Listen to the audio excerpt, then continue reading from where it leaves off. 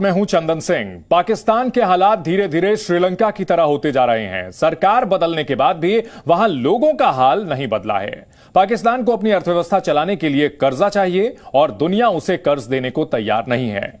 हालात ये आ चुके हैं कि पाकिस्तान पहले से लिया हुआ कर्ज और उसकी किश्तें तक नहीं भर पा रहा है। नतीजा यह कि शहबाज शरीफ की सरकार ऐसे देशों के आगे झोली फैलाकर पूछ रही है, पाकिस्तान ऑन सेल, खरीदोगे?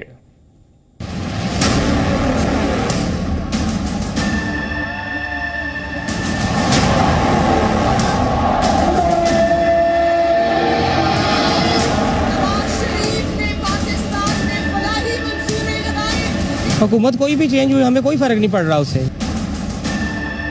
मुर्गी भाई 680 रुपये किलो, 650 रुपये किलो मिल रही है। कहेंगे क्या, बेड़ा गर्क कर दिया इन लोगों ने।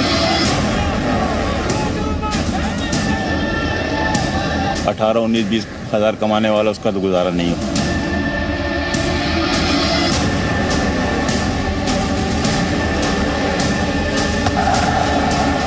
लोग बदहाल, शहबाज सरकार फटेहाल।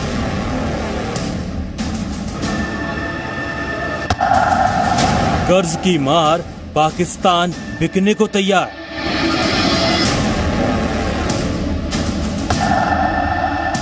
पाकिस्तान बिकता है, बोलो खरीदोगे?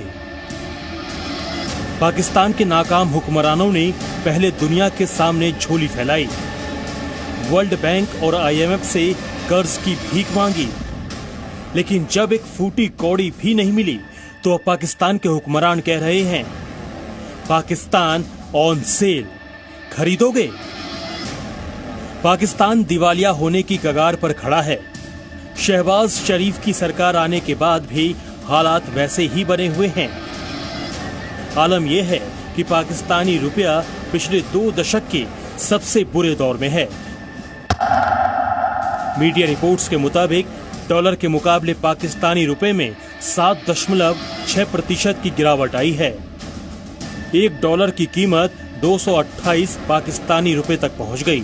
बताया जा रहा है अक्टूबर 1998 के बाद पाकिस्तानी रुपए में ये सबसे बड़ी साप्ताहिक गिरावट है।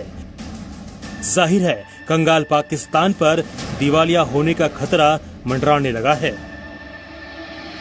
इस खतरे को भांपते हुए पाकिस्तान के केंद्रीय मंत्रिमंडल ने उस बिल को मंजूरी दे दी जिसमें सरकारी संपत्तियां अब दूसरे देशों को बेची जा सकेगी। इस ऑर्डिनेंस के माध्यम से पाकिस्तान की सरकार इस बात की भी शक्ति अर्जित कर लेगी कि वो पाकिस्तान के प्रोविंसेस में लैंड एक्विजिशन के लिए सीधी कार्रवाई कर सके। बड़ी बात यह है कि इस बिल में सभी निर्धारित प्रक्रिया और दूसरे जरूरी नियमों से अलग हटकर सरकारी संपत्तियां दूसरे देशों में बेचने का प्रावधान किया गया है। बताया जा रहा है कि शहबाज शरीफ की सरकार ने पाकिस्तान को दिवालिया होने से बचाने के लिए ये कदम उठाया है। कहा जा रहा है कि इस बिल में ये व्यवस्था भी की गई है कि सरकार की संपत्ति की हिस्सेदारी दूसरे देशों को बेचने के खिलाफ यदि किसी ने याचिका दायर की भी तो अदालत इसकी सुनवाई भी नहीं कर सकेगी।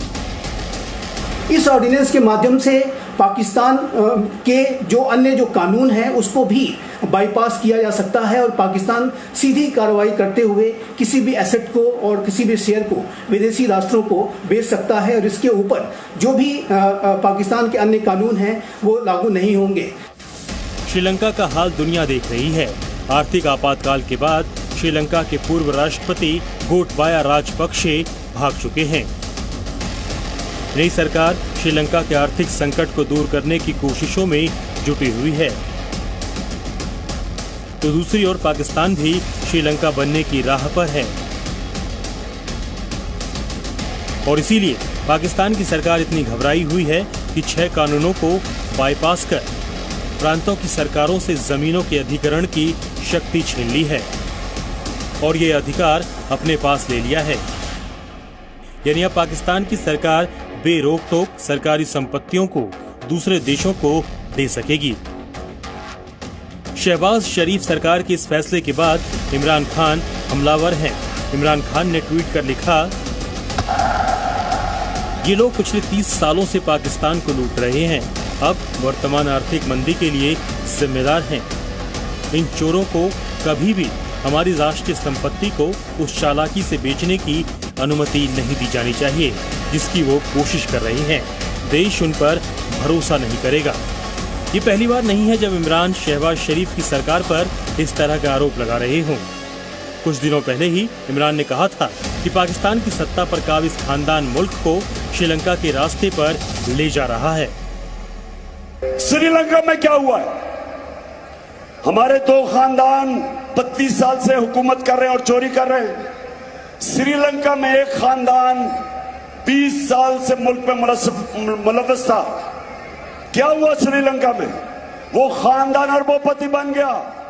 उनके एहसास से मुल्क से बाहर इनकी तरह मुल्क का दिवालिया निकल गया। जान बचा के मुल्क से भागे हैं वो।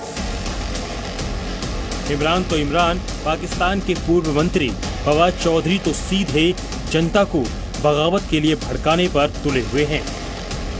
कौम अब इनकलाब के लिए तैयार है। फैसला अब आपने ये करना है कि इनकलाब वोट से आने देना है या हमने श्रीलंका की तर्ज के ऊपर आगे बढ़ना चाहते हैं। आरोप प्रत्यारोप का ये दौर एक तरफा नहीं है। मरियम नवाज का आरोप है कि इमरान खान ने प्रधानमंत्री रहते हुए मिले तोहफों को महंगे दामों पर बेचा, तो वहीं मरियम ने इमरान खान की पत्नी और उनके दोस्त को भी भ्रष्टाचार के मामले में घसीट लिया। दुनिया दंग रह गई। ये पहला मैंने हुक्मरान देखा है जिसने पंजाब को लूटने के लिए घर की खवातीन को लगाया हुआ था। सियासी लड़ाई के बीच सबसे ज्यादा मजबूर और मजलूम अगर कोई है तो पाकिस्तान की आवाम। हुक्मरान चाहे कोई भी हो, पाकिस्तान की आवाम के नसीब में गुर्बत और तंगहाली ही आई है। और इस बार तो पाकिस्तान की सरकार ने संपत्तियों को बिकाऊ बनाकर पूरे पाकिस्तान को बेचने का प्लान तैयार कर लिया है।